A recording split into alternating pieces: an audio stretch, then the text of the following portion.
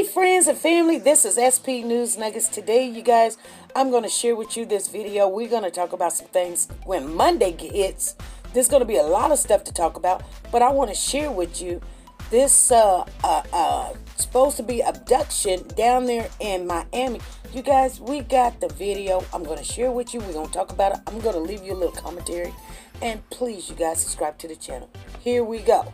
Abducted, found floating in a canal. There are more questions than answers in connection with this case. But tonight, a major development as police question that boy's mother. Local 10 News reporter Janine Stanwood is live in Southwest Miami-Dade with our top story. Janine. That's right, and just a few minutes ago, law enforcement telling us that mom is now a suspect in that little boy's death. You might remember that yesterday, she initially told police that the boy was, that she was ambushed, and that little boy was then taken away. Now it appears that mom is at the center of the investigation. Police questioning her and other family members all day and all night. The house where 9-year-old Alejandro Ripley lived, now quiet. But earlier, undercover cops in and out, questioning everyone on the block. After loved ones gathered at the Miccosukee Golf and Country Club 4 miles away, where the lifeless body of a boy's description was found floating in a canal. Fortunately, someone called in and reported that they saw what appeared to be the body of a child. The 9-year-old autistic boy was reported missing Thursday night when his mother described a bizarre and frightening scene. That she was followed on Kendall Drive by strangers in a light blue car. At some point, that vehicle ambushed her, causing her to veer off the road. She says near Southwest 158th Avenue, a man jumps out, demands drugs, then takes her phone and snatches Alejandro before speeding away. This man, who lives nearby, says he thought he heard screaming and called 911. After an all-out search into the night, police then made the grim discovery in the water. So painful. It is very, very painful. Neighbors say they can't believe it. Friends and therapists from the My Kid Therapy Center, where Alejandro attended, gathered to remember him, while so many questions remain about what happened. He was a happy boy. He was a loving boy, like all his family lost him. How can this be? He was a sweet little kid. He didn't deserve this. He was a world to his parents. All is quiet right now at the house, but again, that breaking news, we are learning from law enforcement that mom is considered a suspect in that little boy's death. The circumstances, what led up to him ending up in that body of water, that is still to be determined. This is a developing story. We're getting more information, and as we do, we'll let you know. Okay, family, we're going to talk about this a little bit. So this is in Miami. This is down there in Florida, you guys. And the little boy, he's 9 years of age, named Alejandro Ripley. Yes, they found him in the pond. And I knew you guys wanted to see the mother. They did have a picture of her, so I'm sharing that with you. And so there's a big twist already in this case of this boy that was on an Amber Alert. He was 9 years old. Okay, I'm going to share with you some of the details they may not have shared. It says, a day after she told the police officers 2 men had abducted her son. She's 45 years of age. She arrived at Turner Goldfield Night Correction Center to face charges, you guys, just a day after. So they were already on this mom like white on rice. They knew something wasn't adding up to her story. I mean, the story just did not make sense. Now, this mother even says that this boy was the world to her. You know, the people in the community knew him. And they said that the family and the parents, their vibe on the family and the parents was they were very loving and kind and everything. He was autism. That was his disorder. And they remember him as a happy boy. He was nonverbal, and he just loved on everybody. Even though that he couldn't, he didn't speak. He loved on everybody. That's what they say about this little boy. Now, they held a memorial service for him. I guess it was either that Thursday or Friday evening, around about 8:30.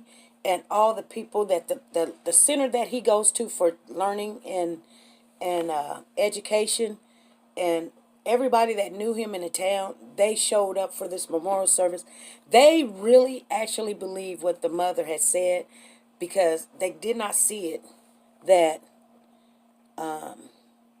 they believed that two men actually kidnapped this child and took her cell phone and took him and killed him. And you couldn't have told them anything different. These people were so close to this family, they all say the same thing. You couldn't have told them any different. This mother was a loving mother to this child. Now, I don't know what went wrong, you guys. For her to allow him to become 9 years old. Did she get tired? Did she need attention? To come out with some bogus statement that two men followed her from Home Depot. She literally gave them the description of the car. It was a blue car. An ambush. That means somebody tried to run her over. Then somebody cut her off. There's so many details. Then they asked her for her phone. Drugs. Why would she have drugs? Was she a nurse? Why would she have drugs? Is she into drugs? Because birds of a feather flock together. So what made someone think that she had drugs? Take her phone and take a child. Take her phone and take a child. Never did get drugs, but take her phone and take a child. Did they take the purse? They didn't take the car. Okay, you guys, I don't know about you guys, but this seems to me, the mom, and I'm just forming my opinion, if they thought that she was a suspect so early, a lot of the things, like I said, doesn't make sense. People don't go around to strangers, asking them to give them drugs, and if they don't have drugs, give me your phone and take your kid. They usually take the car and put you out your car. So that did not make sense to me. And plus, it seemed like there was like two people in two different vehicles that must have had a plan to target her. What made her so important? And then not only that, even when people out to do bad, they usually don't touch the kids. They would have shot you or took you, but they don't go take your kid. If they took your phone, they already know you can't call the police. But why take the kid?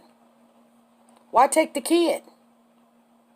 And then not only that, it ends up in the river.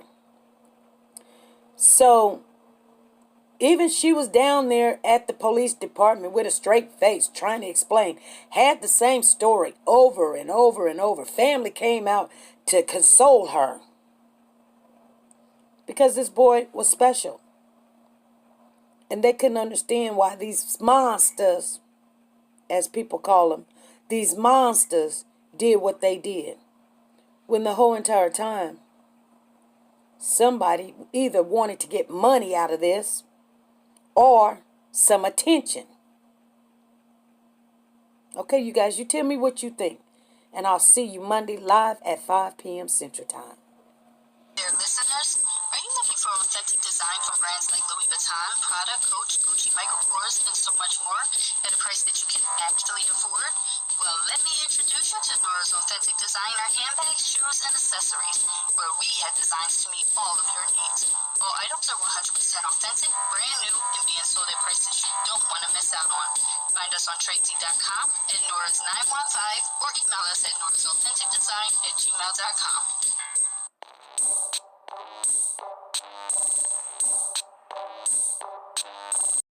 Hey, so you back? I'm a savage. Classy, bougie, ratchet. Sassy, moody, nasty. Hacking, stupid. What's happening? I'm a savage.